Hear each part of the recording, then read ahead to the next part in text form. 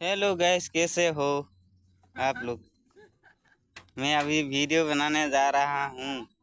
ठीक है, মানে কি হেৰি আজি আপোনালোকক ডালিম গছ দেখাম বুলি ভাবিছোঁ। আমাৰ অসমতো প্ৰায় মানুহে দেখিয়ে পোৱা নাই। প্ৰায় মানুহে বুলি ক'লে কি হ'ব, এতিয়া বিশেষখিনি আমিয়ে দেখা পোৱা নাছিলোঁ, কিন্তু বাহিৰত আহি কিনে ডালিম গছ দেখিলোঁ। ডালিম কেনেকৈ ফুলে, কেনেকৈ লাগে চব দেখিলোঁ। সেইকাৰণে আপোনালোকক অকণমান দেখাই দিম বুলি ভাবিছোঁ। তাকে ভিডিঅ' এটা এনেই সৰুকৈ অলপ ৰেকৰ্ড কৰিছোঁ, চাই লওক। এইজোপা হ'ল ডালিম গছৰ পুলি, আৰু ইয়াত এতিয়া ফুলি আছিলে আজি 4-5 দিনমানৰ আগত, এতিয়া লাগি আছে সৰুকেনে।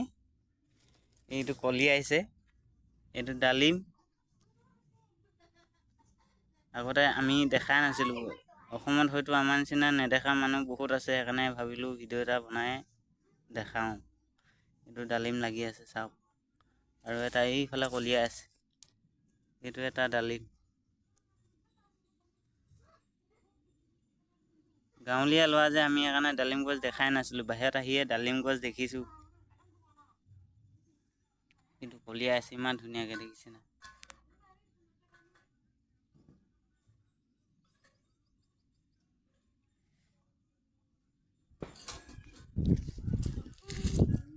এইজোপা ডালিম গছৰ পুলি, আৰু এতিয়া ইমান সৰুতে এইজোপা ডালিমজোপা লাগিলেই। চাওক, নেদেখাবিলাকক দেখাই দিছোঁ।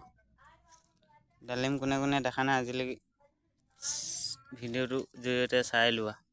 এইটো ডালিম কলিয়াই আছে এতিয়া বৰ্তমান। এইফালে এটা দুটা কলিয়াইছে, বেছি নাই। ডাঙৰ হ'লে দেখাম পাছত।